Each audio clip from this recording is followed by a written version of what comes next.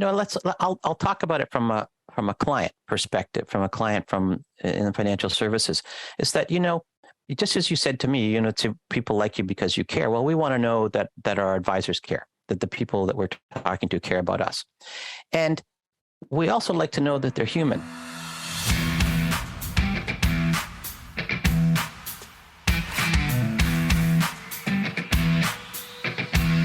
Hi, I'm Chris Reynolds, and for my entire career, it's been my mission to help independent financial advisors build a better business through a remarkable client experience. In this podcast, you're going to hear from the visionaries, from the leaders, from the independent advisors who are reshaping the future of the financial advice industry. At the end of each episode, I'm going to leave you with at least one winnable idea that you can start implementing right away. Let's turn the page on building a better business. Welcome to another episode of Turning the Page. I'm your host, Chris Reynolds, and today I have a very special guest. I have Gary Mottershead, and I've known Gary for a long time. We were reminiscing about how long we've known each other, and this is how we met, and this is why I thought this would be a great guest for my podcast. We were both in Strategic Coach at the same time. We actually happened to sit next to each other, became, Strategic Coach partners, if anyone who has taken the course knows what that means. But Gary, a successful entrepreneur in his own right, decided that he liked it so much, he became one of the coaches and has been ever since, and has coached literally, what are we talking about? Thousands of people over that time period. And I thought this would be a great guest to have on, because I truly believe in coaching. I can tell you from personal experience, my time at Strategic Coach, although brief, certainly changed my life, changed my perspective on things, changed how I looked at myself as an entrepreneur.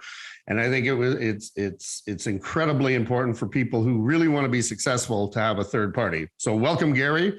Happy to have you join our podcast. Well, Chris, it's delighted to be here. You know that it's been about 30 years, I think, since we both were in Strategic Coach. And the reason I've had the opportunity to coach so many people, maybe 3,000 or so, is because of you. You've sent a lot of people my way, and I still to today. So I always remembered you fondly. And also the other part is that you're one of our first financial planners, actually, way back in before IPC's days. So you and I go back a long, long way, and I'm delighted to have this opportunity. That's right. And I was 10 at the time when I joined Strategic Coach. So that's why we've known each other for 30 years. Based on that. So one of the things that I hear a lot from advisors, and really to get into coaching, you need some sort of level of success always. But sometimes people are like, well, I'm already killing it. Why would I need a coach? Why would I need somebody to help me? And Gary, what would be your response to that? Well, there's a couple of things for that. Is that we can be very successful at doing something for a period of time. But what happens is we actually end up getting bored, or we end up getting stale. And as you've clearly seen over the last few years, and even in the last few months in the financial world, how many things change and how quickly they change. And so if you're not having another perspective on things, whether a council of people to help you, but it's always good to have people from outside your own world, I believe, to help you see another perspective, I think you become kind of jaded. I think you can become stuck. And I believe that you lose bringing the value to your clients that they deserve from you and that you're capable of. And I think the coaching that I've seen helps bring a perspective that you wouldn't get certainly on your own. And the second part of it, I hope that we don't just consider our success in life the financial success, but that we're there for other reasons. And, if the world's not bigger than us, if our world's not bigger than us, then again, we become very narrow and we become boring. And neither one of those are good things. So. Yeah, no, I totally, one of my favorite quotes is, I think it was Nietzsche that said, I have seen the enemy and the enemy is me. And it's usually our own thoughts and processes that sort of hold us back and keep us from developing. And to your point, it's not just business, it's in our personal life, our travel, and what we enjoy doing. So when you look at it, are there three things that you can see that are generally barriers to people's successes? I know we've sort of touched on some of these, but maybe elaborate on some of the barriers so people can identify them and know what to do to overcome them. Yeah, I'd say that it's a really good question with that. And one of the first ones is as you said, about ourselves. And sometimes we don't believe we either deserve the success or are capable of the success. And even people who appear highly successful can suffer from that. The other one is fear. Some people actually, we may feel I should say fear failure, but we also can fear success, and that isn't always known whether we felt it was deserved. I remember many times Dan Sullivan, who you know from Strategic Coach, and I'll use him because he's a very, very successful person in his own life, grew up in a family, a Catholic family in Northern Ohio, and rich people were bad. That was I've just shortened it all down, but that was it. There was evil, and so the money was evil. So sometimes you have to overcome that and recognize that it isn't so bad. That it's a measure of the value you bring to other people. And I think the third thing is that people believe they can do it all themselves. And I'd say particularly. Yeah, I'd say particularly in the financial services business, because I've seen, maybe 2,000 different financial advisors over the last 26 years, is that they don't really recognize that the value they can bring is limited from their own perspective, but much broader if you bring a team of people around you, and not try to do it yourself. And recognizing that, and maybe if I put a little bit of piece on top of that, when we invest in somebody and we hire somebody else, we actually make an investment in ourselves, and we think we're investing in them. And so we have to get over that, understanding that where that investment, what that works. But those are the three things that I would say, Chris. Yeah, no, and all make perfect sense. So what would you say is your approach to coaching? What do you think is your style that people appreciate, and how you come at the people? What would you say is that sort of advantage that you have as a coach?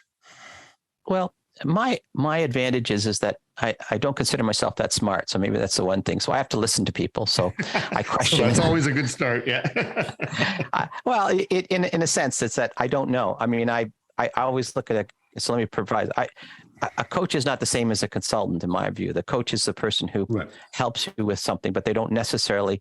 I don't know your business very well. I don't know how many people I've been, and I don't profess to know of all the business that we've got. So the first thing, what do I bring, is I have to question people. I have to question them. I have to understand the level of what they know. I have to understand the level of what their commitment is, and also their vision of where they want to go. And you really have to have a vision. And then once they've done that, place where I can come into play is I now help them see a way that they wouldn't have seen on their own. Just very appropriate to the first question you asked me. And so my whole goal is, and maybe this is really it, is to leave them better off than they were before they talked to me, but also to get them to do more than they thought they were capable of. And so that's my driving. The driving is not about me. It's saying, well, can I understand Chris? Can I understand what's going on? And can I help him get to where he wants to get to, but even maybe more than he thought he could do? And so that's a personal challenge. And so that's my style, which means I have to stay connected. I have to stay with them. And for some reason, people think I care when I do that, Chris. So maybe that's what point. Well, I think part of your success is just that, is you do care. Now, one of the things I wanted to explore a little bit more, because we did touch on this, everyone thinks it's always about business and about making more money and such. And although that's not unimportant, of course, I think it's so much more than that. And maybe you can elaborate on the concepts of, the use of time and free time and doing the things that you enjoy so that you don't stagnate. And I think that's an important aspect. Well, I'll talk about it from a client perspective, from a client in the financial services, is that, just as you said to me, to people like you because you care. Well, we want to know that our advisors care, that the people that we're talking to care about us. And we also like to know that they're human and humans, a couple of things. One, that they take an interest in what's going on with their lives and their families, and what's going on with our lives and our families. And they also recognize that they don't know everything. And I think that one of the biggest challenges I've seen from the financial services, and we've seen it happens a couple of times, is that the advisors, and Chris, you would know this really, really well, is that the advisor's value is not how the market performs. How the market performs, the market performs. Their ability to deal with that is really important. And so to recognize that their value isn't just about making money, isn't just about that. Because you know what? I'd have to say I'm at a stage in life where my wife doesn't want to take a lot of risks. I don't need to take many risks. So what we want you to do is we want you to limit the downside of it as opposed to maximizing the upside. But different people have different financial objectives. And so being sensitive to that and being aware of all of that means you've got a presence about you. And I think that's, and I hope that that they also recognize that, strategies are very, very important. And the advisor plays a significant role in keeping the confidence of their clients. And that to me is a big part of it. So you've got to be smart in some respects, but you also have to know what it is that you do and appeal to the individuals or the families and deal with their needs and wants. And if they can do that, you're going to make the money, because here's the key thing. You said it was all about money, but the reality is money is a reward, and the reward comes from creating value. Right. And so if your focus is just after the reward, you miss the value that you create. And so, but if you take a step back and say, how do I create value for Chris? How do I create value for Gary or Susan, whoever it might be? What do I do for them? Then you're going to be rewarded, because people are happy to pay that, but they're not so happy if it's just about you. And I think I would say, I don't know, but I would suspect that's probably one of the biggest challenges that the younger advisors need to go through, and recognize the world's not about them. There have been a lot of smart people before them. Right. Well, I think a few of those people are in jail. Yeah, I was going to say, but I think that's a difficult lesson for everyone really to get around. And it takes sometimes years to really, see that concept in action, which is the more value you create in others, the more value you will create for yourself. But you have to start with the needs of your clients, the creation of that value of what they need. And to your point, and really knowing what that thing is. And that alone is worth the price of admission in coaching, because as I said, it's a valuable lesson that is not easily learned. It has to be experienced over time. The other part is, if we could teach them that this is a marathon and not a sprint. When you're so young, everybody wants to get everything done. Well, you know what, Chris, you and I, we talked about it. You were just 10 when we first met, but so it's been highly successful from a very early age. But, we've been at it 30 years and 40 years in my case. And so, you know what, but we know more now than we did then. So we can be more useful. We can be more valuable now. I think, my son was telling me that Warren Buffett made most of his money post the age of 55. And if he quit earlier, he might quit earlier. He might have been a billionaire, but not anywhere near where he is today. So, hey, let's believe in the compounding, the rule of compounding and compounding investment. The same goes for our life. And if we can look at it as a long run and continue to be there, I just think it's tremendous value you can have even later, because you've taken the time to invest early on. Absolutely. Yeah. And that's a valuable lesson. Any other success stories you want to share with the audience, that something that just comes to mind that you're like, this is one of the things that I've seen in action and really, really has worked? Yeah. One of the things I've seen, and it's a woman who unfortunately is no longer with us anymore, but from New York, and came early on. And what I really liked about the women from New York, because they're tough. And they know they're tough. And she was and she was in the construction trade, and but not in providing advice and planning. And just to see how you could take people from what their training was, their whole background in their life, and convert that and channel that into something else. Because instead of being defensive, which I think a lot of us use our energy to defend ourselves and protect ourselves, but to turn it into something that puts you into the offense, but also into a much more positive zone. And I really appreciated that with her. We got along really, really well. And to see the transformation that people can have because they begin to recognize that it's just not about them, as I've said earlier, but it's about what they do to help other people out. And you don't have to be arrogant. You don't have to be defensive. You don't have to do any of the things that we normally would associate with people maybe being successful or what it takes to be successful. You still have to be tough. I mean, you still have to be able to make the decisions. So there's a toughness, but there can be a softer exterior for that. Sure. And how do you, I think, as someone who reads Taoism, it's how do you turn negative energy into positive energy? Negative energy tends to bring you down and look for the wrong things, where positive energy makes you energetic and looks for the right things in life. So certainly we see that. So the last part, I always say, and you may remember, I do sort of the, rapid questions. I got 3 questions for you, Gary. And the first one is, what do you love? I love it because I can do it my whole life. And the compliments and the things that I get back are energizing to me. And if I couldn't, somebody says, Gary, why don't you retire? Why haven't you done it? And I said, the reason I haven't retired is because when I'm no longer useful, they'll tell me. And I'm still that way. So I love it because I get to help people. I get to help people every day. I love that part.